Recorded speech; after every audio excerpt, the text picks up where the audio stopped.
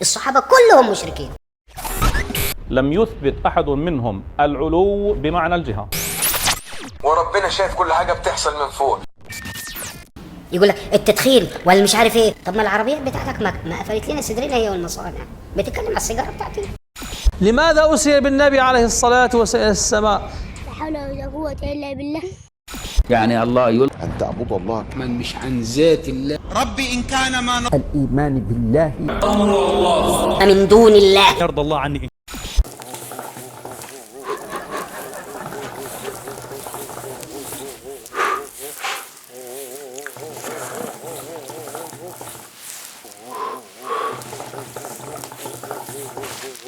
ودي عوضين انت ولا ايوه يا سيدنا. نعم اجري بسرعه، هات لي علبه معسل ام ركب وسجارتين فرط بسرعه من على اول الدكان اللي على الشارع، ما تغيبش. يلا فريره ولا انت لسه قاعد معسل؟ ايوه. طب انا عندي سؤال صغنن يا عم الشيخ عوض، ينفع اسال؟ اسال يا حبيبي، خير في حاجه؟ هو المعسل دي والسجاير دي مش حرام بردك ولا ايه؟ احنا قلنا ايه يا عوضين؟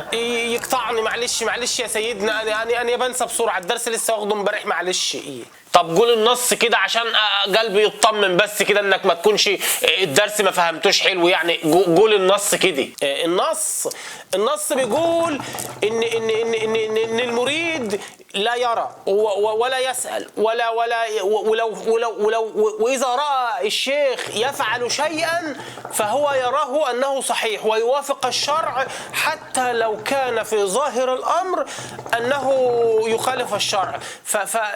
بالظبط كده صح؟ شاطر يا دي عوضين. والمعنى ايه بقى عشان الجهله تتعلم؟ المعنى يا ابو الحاج عوض اللي هو يعني ايه؟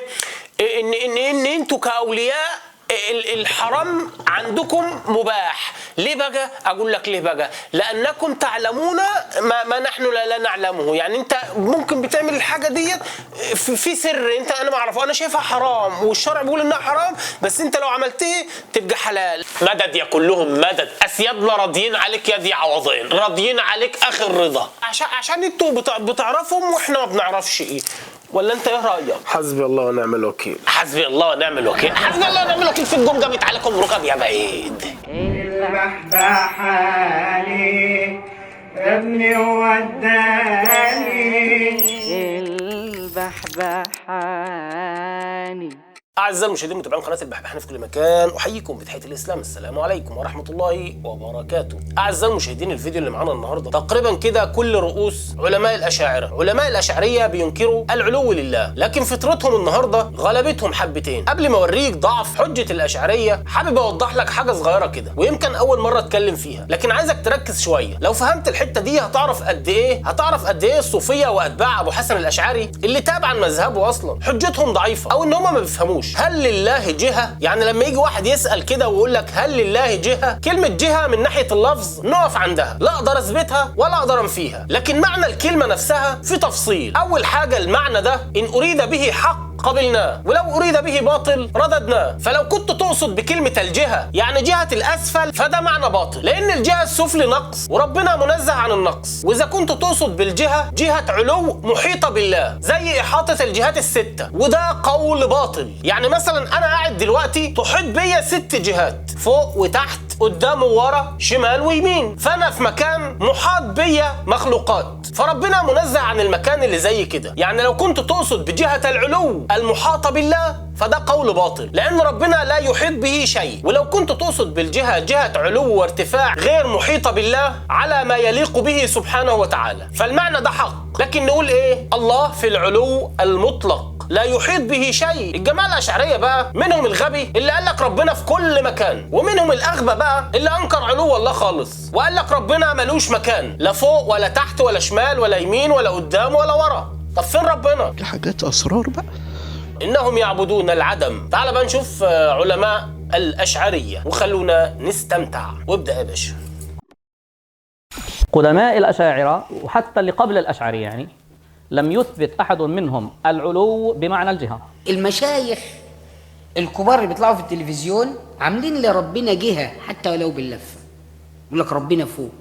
يعني الله يلقي فيه وهو يلقي لينا. يعني الله أن تعبد الله كأنك تراه أن تعبد الله كأنك تراه. ايه يا ربنا، وعارف ان ربنا قضاء نافذ، وربنا شايف كل حاجة بتحصل من فوق. قضاء نافذ وربنا شايف كل حاجة بتحصل من فوق. اما نقول الرحمن بنتكلم عن الاسم الرحمن، مش عن ذات الله ولا ذات الرحمن، مش عن ذات الله. ربي إن كان ما نطلبه كبيرا فأنت أكبر، فأنت أكبر. يقول لك ربنا فوق. وجعل كل خير منوطا بالإيمان بالله واليوم الآخر. الإيمان بالله. يقول لك ربنا فوق. يؤمنون بالغيب. ايش هو الغيب؟ مش فقط الملائكة يا إخوان، الغيب في الحقيقة هو الله سبحانه وتعالى. هو الله سبحانه وتعالى. إنما يعبدون من دون الله. إنما يعبدون من دون الله. ابن السيد الله. ابن السيد الله. إن مشى على ما يستلزمه قوله من أن الله، أن الإله جسم، أن الإله جسم. ليه؟ ما ربنا عنده ليه؟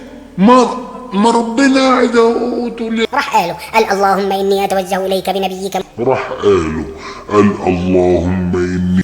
يقول لك ربنا فوق. ولا يعنينا أن يلعني هؤلاء وهؤلاء، يعنينا أن يرضى الله عني إن شاء الله. يعنينا أن يرضى الله عني إن شاء الله. لا نقول الله هو الرسول والرسول هو الله. لماذا أسري بالنبي عليه الصلاة والسلام السماء؟ لا حول ولا قوة إلا بالله. نحن لا نقول الله لا في السماء ولا في الأرض، نقول الله جل جلاله لا مكان له. لا أسأل الله الذي السماوات بيمينه سبحانه وتعالى، أسأل الله الذي يكون أمامنا حينما نصلي. يتطاول على العلماء والصالحين والأولياء. سروال بن عثيمين، ومن هو أصلا عبد الله بن أحمد؟ الأخ هذا بن خويزمنداد داعشي، جاهلا من الجهلة مثل أمثال مصطفى العدوي. الشيخ ابن تيمية ويحب أن يلبس على الناس، يسفه مناهج الأئمة المتبوعين. الإمام البخاري متشدد. ابن خزيمة في العقيدة لم يكن له علم بعلم العقيدة. يكفر المسلمين بالجملة. المعبود الذي يعبده الوهابية هل هو ربنا تعالى وتقدس؟ أن ربهم هذا ربنا ليس سبحانه. وهناك من يطبل له ويزمر، فهذه مصيبة تبرز. يقول لك التدخين ولا مش عارف ايه، والتدخين السلبي واثاره السلبيه، ولا بد من محاربه التدخين. طب ما العربيات بتاعتك ما قفلت لنا صدرنا هي والمصانع، بتتكلم على السيجاره بتاعتي. العربيات اللي شغاله العربيه بتدخن 10,000 سيجاره في الساعه وما حدش قال لا. المصنع بيدخن 2 مليون سيجاره في كل ساعه وربع، وجاي تقول لي تحارب لي الدخان، التدخين ضار بالصحه. ما التدخين السلبي اللي انا شايفه من العربيات ومن المصانع اكثر من التدخين السلبي بتاع السيجاره البطيخ. يلخيمك انت يقول لك واليهود واحتلون المسجد الاقصى. طب ما انت اللي بتقول يهود وخادم الحرمين الشريفين عايز يحرر القدس، ما تحرروا لنا مكه والمدينه. تيجي تروح تزور النبي يقول لك بدعه، اعرف نزل ايدك، اعمل مش عارف. يا عم انا جاي للنبي بتاعي يقول لك لا هذا حرام وهذا شرك وهذه بدعه، وانك تقول يا رسول الله هذا شرك بالله. طب ما اذا الصحابه كلهم مشركين؟ لما اقول يا رسول الله شرك، الصحابه كلهم مشركين.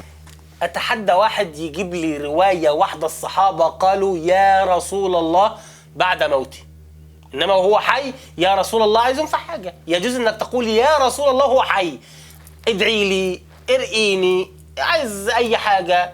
وإذا كانوا الصحابة مشركين ما خلينا زي الصحابة يا عم الحاج، لأنه تزوير الشرك ذاته اللي هو بيتهموا به الناس ده أصلا ما فيش حاجة اسمها شرك.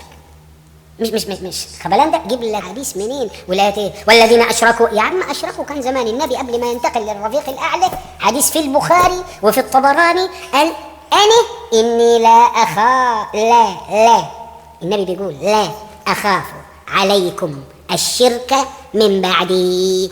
شرك الامه كلها، لان في ناس اشركت بعد الرسول، فلو في حد اشرك بعد الرسول فيبقى الحديث كده ما ينفعش. انما القصد ان الامه كلها تجمع على شرك. لكن أخاف عليكم أن تنافسوا الدنيا. سيدنا عبد الله بن عباس يقول لما فتح رسول الله صلى الله عليه وسلم مكة رن إبليس رنة، صرخ في فتح مكة فاجتمعت عليه ذريته، كل ذريته قال شو صرخ ليه ده؟ قال لهم يأسوا أن تردوا أمة محمد إلى الشرك. أمة محمد، ركز بقى، أمة محمد إلى الشرك، أمة محمد إلى الشرك، أمة محمد إلى الشرك.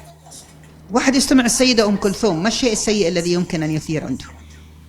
خصوصا إذا كان عد مثل دعاني لبيته لحد باب بيته، لما تجلى لي بالدمع ناجيته. أنا اسمعها يا سيدي شعيب، سامحني. شيخنا الشيخ الإمام الكبير محمد سعيد رمضان البوطي كان يسمعها، والشيخ محمد متولي الشعراوي كان يسمعها. بقت حلال كده، بقت حلال صح؟ الشيخ البوطي والشيخ الشعراوي بيسمعوا أغاني، بقت حلال. والشيخ اللي قبله مش عارف مين كان بيشرب سجاير بقت حلال، لا عشان العربيه بتطلع دخان بقت حلال. ما شاء الله. الشيخ محمد الغزالي كان يسمعه: إن الله لا ينظر إلى صوركم ولا إلى أجسامكم ولكن ينظر إلى قلوبكم وأعمالكم. نقوم إحنا لما نخش الدين أول واحد تلاحظ أول ما نخش الدين يعمل إيه؟ يعني بس ما تعملش زي النبي خالص. يقول لك إن شاء الله يا أخي في الله. إذا الدين كله بقى بره ده جلابية إن شاء الله يا أخي في الله شوية حاجات يقراها بس. الدين مش كده. الدين قلب قبل ما يكون شكل. لا إحنا بنعمله شكل وين القلب يجي يا ما جاش مش مشكلة، نبقى نشتري نص كيلو كبد وأوانس من عند الفرارجي. القضية قضية فيك أنت بقول لك يا أخي بتحايل عليك إنك تيجي. إحنا عملنا لنا زاوية، تعال صلي العصر مرة وتعال احضر درس يوم وحضر يوم وكلكم وربنا يسألك يقول لك أنت عملت مع العيال دي. ما أنا عايز ولادك دول عشان يعني لما تموت نلاقي فيك لسه حد بيجي الحضرة بعدين أنت مموت.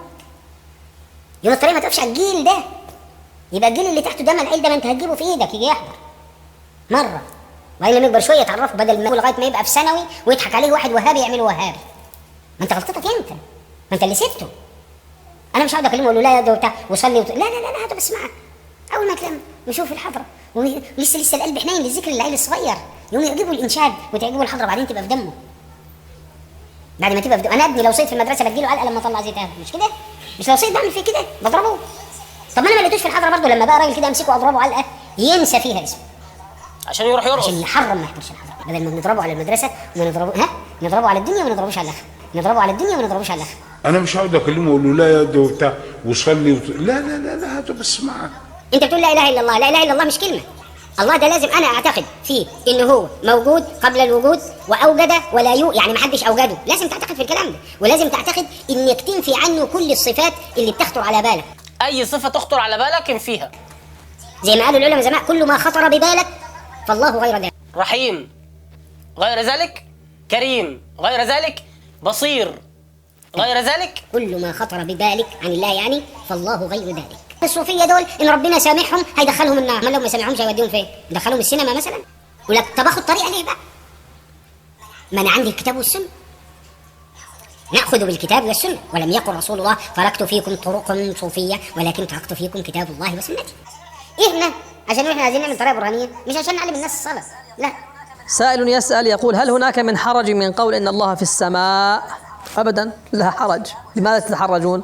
جاء هذا في الكتاب وجاء في السنة وجاء الذهبي ألف كتابا سماه العلو للعلي الأعلى. أعزائي المشاهدين الناس دي ما عندهاش مخ تفكر. وبكده يكون فيديو النهارده خلص. سامحوني لو كان طول شوية والسلام عليكم. سأقطع كل من عادى رسولي وأبتر كل حبل للوصال وأقليه وأبغضه جهارا رجاء للمثوبة في مآل.